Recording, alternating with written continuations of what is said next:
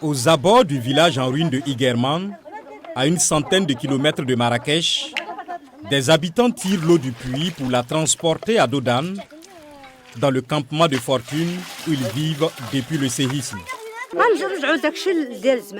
On est revenu à l'époque de nos aïeux, on veut juste un peu de ciment et de terre pour reconstruire nous-mêmes nos maisons.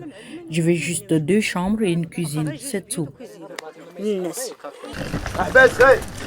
À 12, à plus de 800 km de Marrakech, tout ou presque a été détruit. Les villageois transportent ce qui reste à Dodane pour s'éloigner. Il n'y a pas de route.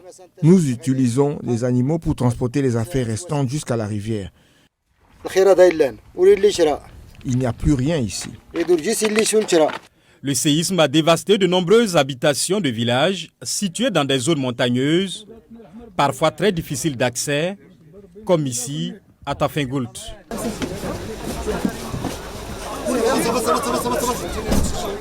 Les agents de la protection civile marocaine transportent cet homme souffrant d'inhalation de poussière dans une ambulance vers cet hôpital militaire au sein d'un camp de fortune. Des équipes internationales et marocaines recherchent toujours des survivants dans des zones reculées. Jusqu'à présent, nous avons été dans les montagnes à la recherche des villages qui ont pu être atteints par les autorités locales. Nous sommes ici pour aider à sauver des vies.